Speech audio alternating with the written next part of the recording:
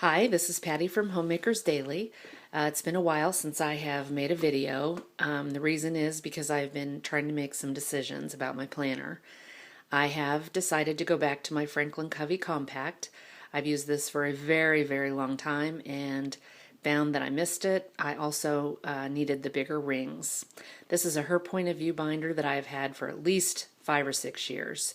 I purchased it at the store and they put 1.25 rings in for me. I don't keep a lot in the front or the back. I put things in there as I need to, otherwise I don't bother with it. I do have page lifters at the front and the back. I always have these in my binders because they help the pages to move correctly when you open and close the binder. The first section I have here are my A to Z tabs. I use these for addresses and phone numbers, obviously, but also model numbers, part numbers, replacement pieces, that kind of thing. These particular ones are very, very old. I've had them at least 15 years. I do have a new set that I could use, but I just can't bring myself to do it. I don't want to take the time, and it's, you have to make decisions. Well, will I need this or that? And I just don't want to. Excuse me. Plus, it's kind of fun to look through and see some of the older information in there. It's kind of memories. I have my food journal here. I'm going to start using these again. I haven't for a while, and I'll just keep them in this little section here. Okay, then I have my 2014 calendar. I keep all 12 months in. I just got my 2015 calendar, monthly calendar, and I will keep that in there probably until, I'll probably keep the old year in there until February because I do need to look back and see when some things happened. And once I get to February, then I'll probably go ahead and take 2014 out and put it in my storage binder. I really like this 2-page spread that Franklin Covey has on the months.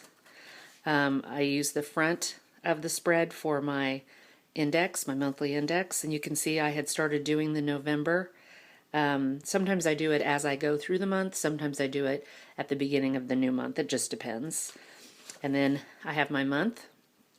I record the mileage on the cars at the beginning of the month. I record any special projects we've completed on the house. I have pinned items here, and then I have, my appointments and big events that happen. Now the color here really doesn't mean anything except that that day is over, because then when I open it up I can see it at a glance that this is today. I do use symbols. These asterisks show that David has been driving my Jeep all month. His truck is getting a new engine, and so he's been driving my car. And I need that for tax purposes since we have a business. Then on the back, I put my tasks that need done sometime during the month, not necessarily on a set day. This right here is my monthly checks. I do this every month. These are just a few things that need to be done in order for things to run smoothly. And I usually have more on here, but since I am just getting back into it, here's one that has more information on it. I do a little budgeting here. Sometimes I will write the next month's birthdays here just so they don't catch me by surprise. And then my odds and ends. Okay, I wanted to start showing you some of the daily pages from here. You can see I use my daily pages in a lot of different ways. Rarely do I use them the same way for more than a few days at a time. Now I do put my menu here. I do like to mark on the calendar what things are going on. On this day I was using my strategy of writing 10 things a day. I have to limit my list to 10, so I have to choose the most important things. And it does include daily type things. And I do that because I don't have very much time. By the time I do the dailies, there's not a lot of time left, so I'm lucky if I can get 10 things done.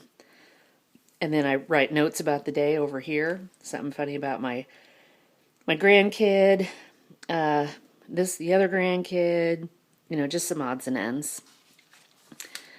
Here, again, I have the 10 things. And then my appointments that day I circled just so that they would really stand out. This was a reminder that I needed to do first thing in the morning before I left the house, so I put it all the way up there. There's my notes again. This means this is something we did on the house. My daughter and son-in-law announced that their baby is going to be a girl. That day I didn't really get much written. My strategy for that day was to write my dailies down here. This may have been one of the days I was still undecided about what I was going to do. Now here I had my grandkids all day, so I just didn't plan very much. My friend's birthday was here. I wanted to remember. Again, my menu. I write what my husband does for his work up here. Here I was doing a different strategy with my list where I was writing down 5 things. I just wanted to write 5 things, and when I got those done, I would do another 5. And you see I started the next 5, and I'm not sure what happened. I think the grandkids were here, so probably I got distracted. Okay, then here, back to the 10 things a day, and some tasks over. I wanted to record the Chiefs game, so I put myself a note there. Here I have my dailies down here, and then a few other tasks I needed to do, and then these things I wanted to do in the evening, specifically in the evening, so I wrote them on the task list, or on the schedule. And then here, again, my dailies, and then my tasks. Nothing there. This day, I'm not exactly sure why this space is here or what I was doing, but that was just a long list. I'd started highlighting them, but then I probably couldn't find the highlighter anymore, so I switched to blocking them off. This was my main goal. You can see I listed all the different rooms in the house. We have just refinished the floors, and it was time to put things back together, so this is really all I wanted to do that day, was clean house. Here, 10 things.